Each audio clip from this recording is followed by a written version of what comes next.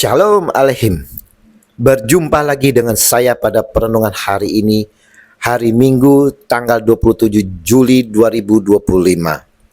Kembali saudara, di pagi yang cerah ini saya mau bersama-sama dengan saudara mengucap syukur di dalam doa kepada Tuhan Allah kita yang selalu memberkati kita. Dan juga jangan lupa saudara, marilah kita mau beri senyuman kepada saudara-saudara kita, juga sapaan yang penuh kasih. Kita awali perenungan pagi hari ini dengan tanda kemenangan kita. Dalam nama Bapa dan Putra dan Roh Kudus. Amin. Doa sebagai sarana kita berkomunikasi dengan Allah. Bacaan liturgi hari ini diambil dari bacaan pertama kitab Kejadian 18 ayat 20 sampai dengan 33. Bacaan kedua Kolose 2 ayat 12 sampai dengan 14. Dan Injil Lukas 11 ayat 1 sampai dengan 13. Saudara-saudaraku yang terkasih, nafas adalah sesuatu yang dibutuhkan oleh setiap makhluk hidup, termasuk kita sebagai manusia.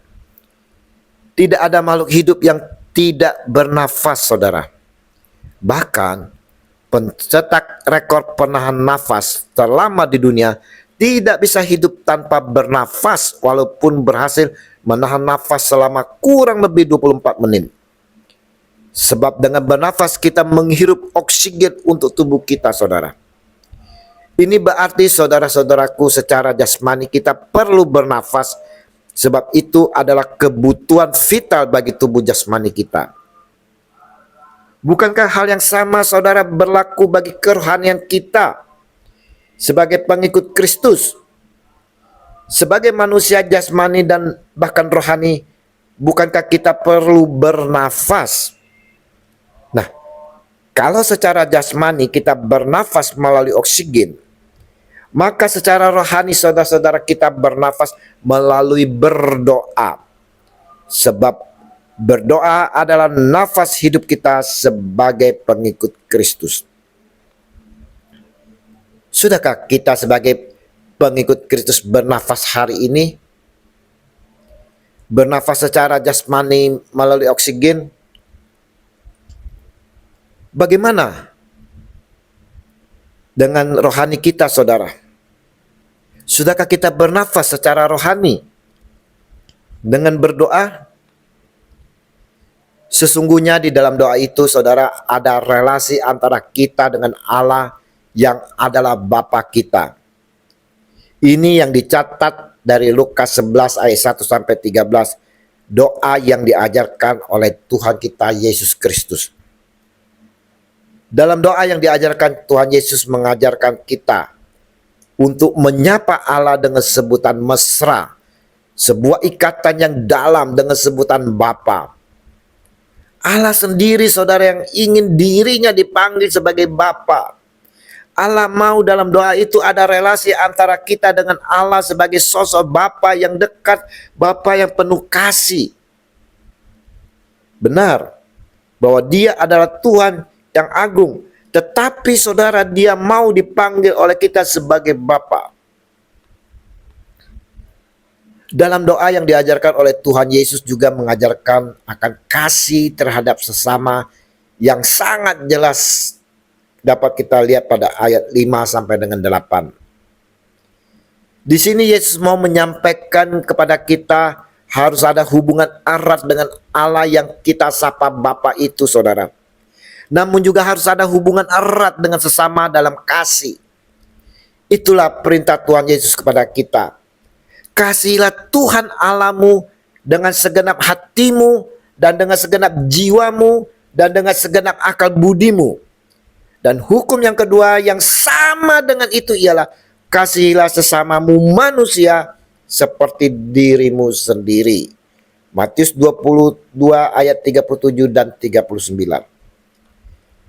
Saudara-saudaraku yang terkasih, regi hari Minggu ini saudara mau menekankan kepada kita sekalian di mana pentingnya doa yang tekun dan percaya kepada Bapa di surga.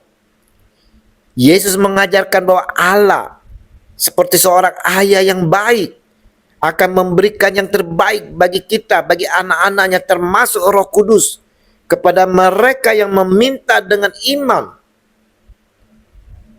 Perumpamaan-perumpamaan tentang sahabat yang meminta di tengah malam juga mengajarkan bahwa kita harus berani meminta, mencari dan mengetuk pintu kemurahan Allah tanpa rasa malu, saudara.